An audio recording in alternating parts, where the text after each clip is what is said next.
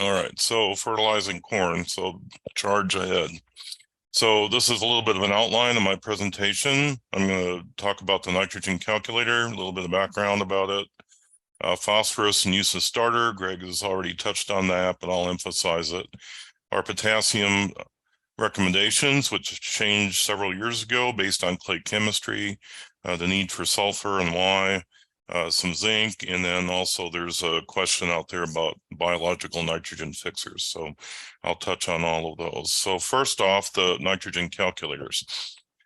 These have been available for several years as a desktop version out of my website, and also as an app in iPhones and Androids. If you have the app and you haven't downloaded it in the last 60 days, then you probably should delete what you have and then upload the updated version. This fall, I went back through, since we put the original version of all the calculators up, we've had quite a number of nitrogen rate studies in the state, and so I added those into the system and did a couple other tweaks. So do that fresh. The web-based version, we've updated the web-based version, so there's nothing you need to do about that. It just comes up the new version. So when it comes up, you'll see three crops. You'll see sunflowers, you'll see spring wheat durum, and you'll see corn. They're all in the same calculator, whether you have the app or whether you're doing it on the desktop. So you choose the corn, of course, and then you have a map, and it has four regions: the western, the eastern, and then the central region. I carved that out because of a question that Greg Endress had about side dressing. And when we first put this in, I didn't anticipate that a lot of people in the central part of the state would think that they really needed the side dress. And the reason that I had the side dress urging in the eastern part of the state was because of the amount of rainfall that you have in the very east, in the valley, and the just adjacent areas of the valley, and the risk of leaching, the risk of denitrification in those soils. But as you go west from the valley, the amount of moisture you get, as Ryan talked about, greatly diminishes, and you also have more variable landscapes. You have problems, really even more problems with salts than you do in parts of the valley, and so the yield potential generally is lower, and we shouldn't be urging people to side dress there. There's no problem with side dressing, but to change a whole management style because you think it's going to give you way more bushels is incorrect in the central region. In the eastern, that's very much the case if you have high clay soils or sands in certain parts of that area, but once you get outside of that, it's not the case. I also carved out the Langdon region because when I first did this, I didn't anticipate people in the what I call the Langdon region would be planting corn, but they do. And so they need to take into account that their soil itself is a slow release fertilizer, and so the nitrogen rates there are lower. So I want to go through a couple of scenarios. This is, I've chosen the eastern part of the state, which is here, and $6 corn, which is about what it is right now, 80-cent N, which is about what it is right now, 4% organic matter. Fairly typical, 2-foot nitrate test of 30 pounds, and we're following soybeans, so you get a credit. It's not irrigated, and we have medium textured soils, which means maybe loams with low loss potential. And so then you click the calculator button, and the answer is 137 plus or minus 30. And the person will say, well, you know, I want a number, I don't want a range, but I think it's important to have a range to choose from. You can certainly choose the 137 and be perfectly fine. But even though the data set contains over 200 sites of research, we haven't been to everybody's field. And so you know things about your farm that I'll never know. And so if you feel that for whatever reason that it needs a little bit more nitrogen than 137, then that's perfectly fine. And if you think that, you know, that gosh, that seems kind of high, maybe I don't need that much, then you're perfectly just fine. The relationship between nitrogen and yield is not linear when it gets to that to the top of the curve, there's a shoulder where if you decrease it by 30 pounds or increase it by 30 pounds, you really haven't risked a lot of money one way or the other. So it's kind of up to you. I'm giving you credit for common sense, and I hope you appreciate that. So let's look at another scenario. This is the same. This is a central region in here, and we have long-term no-till, $6 corn, 80-cent nitrogen, 3% organic matter, 30-pound nitrate in the top 2 feet. We're following soybeans, and so we're going to calculate. And so the central part with those parameters is 71 plus or minus 30. It takes less in with long-term no-till than it does in conventional till. If we were looking at a conventional till in the central region, we'd probably be looking at somewhere in the neighborhood of 110 to 120 pounds of N, plus or minus 30 pounds of N. So what is no-till? What's 6 years long-term no-till? That's purest no-till, where you're really not touching the soil except for the planter. It also includes shank type strip till, not this type, but the shank type strip till. And it also includes one pass seeding, which some growers don't understand. So there's a lot of people that'll just go ahead and tickle the soil down to about a couple inches. As long as you're tilling up in the top couple inches, it still reacts nitrogen wise as the no-till does. All 3 of those tillage systems are included in the long-term no-till. All right, so that's the calculator. So I hope you use it. I hope you zone sample to get the nitrogen residual that you need, because that's the major input in a precision nitrogen application. So when we go to phosphorus, starter fertilizer is very important for corn. We're very far north in the corn growing area, and as Ryan mentioned, it's a tropical plant come out of Mexico, the same state that dry beans were originated from, which is pretty curious, but that's the way it is. So depending on where you are in the state, West River, East River, not irrigated, irrigated, that's what dictates what your rate should be. And, you know, of course, those numbers aren't chiseled on the temple wall. With as high as phosphate prices are right now, I wouldn't be adverse to a person wanting to cut back on their broadcast rates of phosphate some, because it is pretty incredibly high. But I would keep my starter rate pretty similar, at least to that 3 gallon that Greg was talking about. I always talk, and I'll have time to go through it, but we are north of DeKalb. You know, in DeKalb, the Illinois research shows about 80% of the time they get 20 bushel response with either seed placed or 2x2 placement of phosphate. And we're way north of that. So we're north of DeKalb. We really should be thinking about it. My all-time winner as far as yield response with starter fertilizer comes from Carrington, where with 6 gallon of 1034O with a 5 ppm P test, they had almost a 50 bushel response. I think, as Greg showed, that's probably unusual, but having a more than profitable yield response with starter fertilizer is pretty darn common up here. So I want to move to potassium. In the past, potassium was one of those fertilizers, one of those crop nutrients where even if you took a soil fertility course at NDSU, you'd maybe have about half a class period on it, because people thought it was so simple. Well, it's not simple. It's as complicated as nitrogen, but where nitrogen is complicated because of biology, potassium is complicated because of physical chemistry. We have the CEC, the cation exchange capacity, potassium that we measure in our soil test, but also we get contributions from our clays. We get contributions from the minerals that are in our soil. We have contributions when rain falls after you harvest corn or you harvest any crop. Potassium leaches out of that material back into the soil.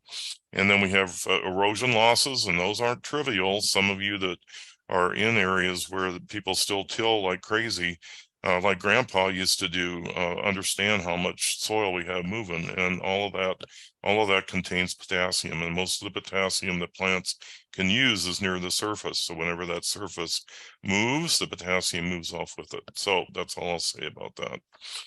So several years ago, based on some work that a couple of graduate students did here in the southeast part of the state, We've related the potassium increase, the corn yield increase to potassium in the clay chemistry. So if we have smectite and illite, and I'll define those in a minute, clays of a ratio of less than 3.5, then our critical value is still 150 ppm, which it's been since the 70s. But if we have smectite illite ratios greater than 3.5, then our critical value, where we would not consider fertilizing, would be 200 part per million instead, and that's a pretty sizable change. So what am I talking about, these clays? So if you go to a maybe South Georgia, where they have kaolinite clays typically, and you felt that clay, it would feel like the same kind of clay that we have in the valley, but the chemistry of it is vastly different. So we have three types of clays in North Dakota. One is kaolinite here, one is illite here, and one is smectite over here on the right. So kaolinite is a very, very weathered clay, and it's kind of a subtropical clay like you'd find in Georgia. But because our soil sediments are so old in the western part of the state, where Ryan was talking about, where they have some problems, even if they have water, that the cation exchange capacity is extremely low. So this is a kaolinite clay right here. No space between the next layer, the next layer, next layer. These are all packed together really, really tightly. They don't shrink, they don't swell. It has a problem with compaction and tillage, which, you know, strip till wouldn't be a bad idea in soils like this, just to crack them once in a while. But so that's very different. And then when you get to an illite, you can see the layers here too, but there's a little bit more space in them. These are weathered micas. Micas, I think if you pick up if you pick up a piece of granite rock in your field, which we have many of because glaciers brought the granite down from the oldest rocks on Earth, the Canadian Shield, that's what it's made out of. And the shiny bits in the granite, that's mica. So these clays derive from mica. All of these derive from mica. So this is just the weathering product right underneath mica, and these sheets are cemented together by a lot of potassium. And the potassium flows out of these whether the soil is wet or dry. They're just so saturated. A little bit more weathered illite is smectite, and you can see the waviness of this.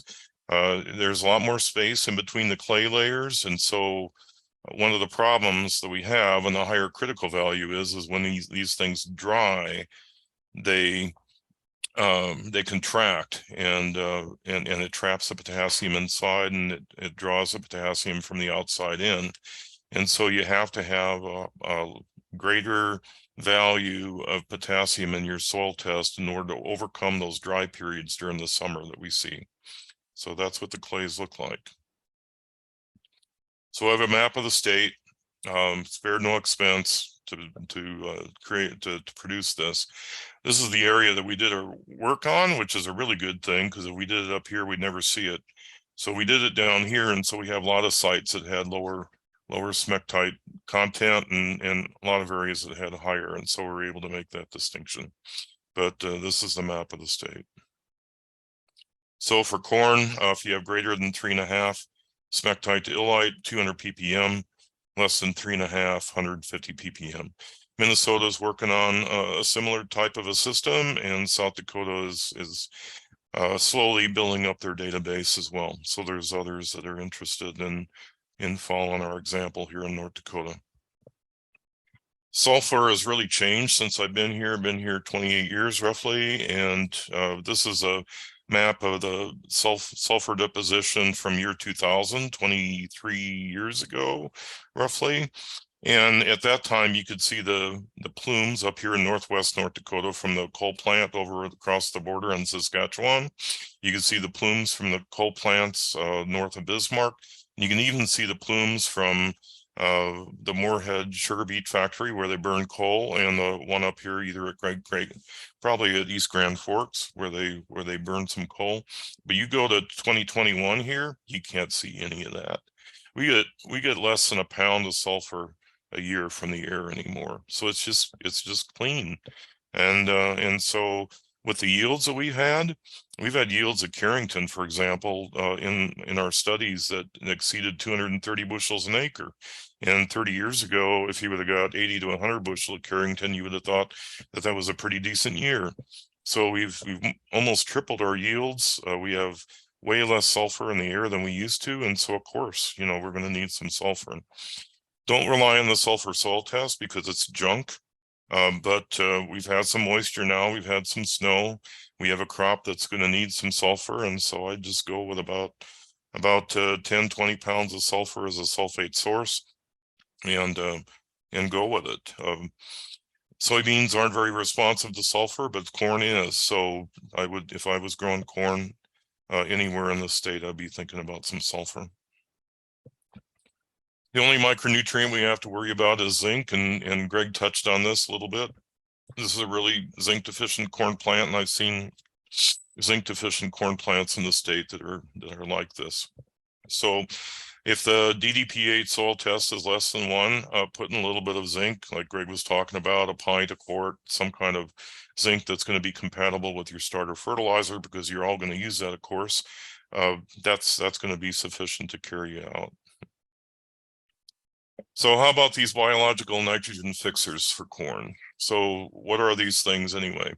So an asymbiotic nitrogen fixer, or a non-symbiotic nitrogen fixer, or a free-living nitrogen fixer, you see them all written the same kind of way. They're usually a species of bacteria, and there are many that can fix atmospheric N2 and transform it into ammonia, and immediately it's attached to some kind of carbon skeleton, and that safens it, which is a good idea because ammonia is toxic to most plant tissue. The big thing is this fixation requires energy, and it can come from organic matter, it can come from other sources like root exudates. And if you have nitrogen fixing organisms, the ones that are marketed as being foliar applied, these are actually doing the fixation inside the plant, which is a little bit freaky, but you have to think that where's the energy for that fixation coming from? It's coming from the plant that it lives in. So it's sucking some of the life out of the plant if it's doing that, and that might explain some of the things we see in some of the research that's been done. So root exudates, these are a series of pictures about root exudates. It's published in a journal article that I took this from, and all these coatings here, these are all root exudates. The plant roots are very leaky, and they're leaky for a reason, because there are microbes that live on those leakages and do things that we don't really understand fully for sure right now. But that's one of the food sources that they would have. Part of the reason we have a nitrogen credit for long-term Notill, I think, is because of the greater activity of asymbiotic bacteria in a no-till system where we don't disturb their houses and we have plenty of food. This is a no-till versus conventional till right across the fence study that I did several years ago, and then it published, and 11 of the 13 sites are over here. The no-till grower I was working with didn't think that one pass seeding was no-till, and so that's what I'm measuring here. That means no-till equals no-till, but over here the no-till activity is higher than what it was in the conventional, and some of it by quite a bit. In 2021, thanks to some continuing work with the Corn Council, we did some every month sampling of 6 sites in the eastern part of the state for asymbiotic nitrogen fixation, and we found that it was very much related to the rainfall within 30 days of where we took the sample. So soil moisture is very important. As the moisture increases, not to saturation, but increases to some reasonable level, the activity increases. And as the air temperature, this is air temperature, but kind of equates to soil temperature in a way. As temperature increases, of course, then the activity increases as well. So the thing we learned from this is that the activity of these in the soil is very much related to soil condition. So the Corn Council funded a study this last year. We wanted to put in prove-in the Pivot Bio stuff, but the company wanted us to put in non-disclosure, sign a non-disclosure where we wouldn't publish any results unless they gave us the okay, and I said no. So we tested NVIDIA, which is a in-furrow application, at least that's what we did on the label, and then Utrisha is another product that's put on as a foliar, about V6 or so. So we had nitrogen rate studies at 4 locations, and then we had NVIDIA in the 0 rate and the 80-pound rate. And so that's what we have. So here at Absaraka, no difference between where we put it and where we just had an N rate, the stars of the NVIDIA and the Utrisha. Same thing at Prosper, no differences. Same thing at Carrington, no differences. Same thing at Oaks, no differences. So I've worked with most of the states in the North Central region, and they provided their research on this, and so I'm putting together a circular that'll be regional, that'll include all of these studies, and it'll be published in probably late February or so, certainly early March. And this is what we found out with NVIDIA and furrow. We had no benefits 9 times, 3 with yes, all of them from Missouri.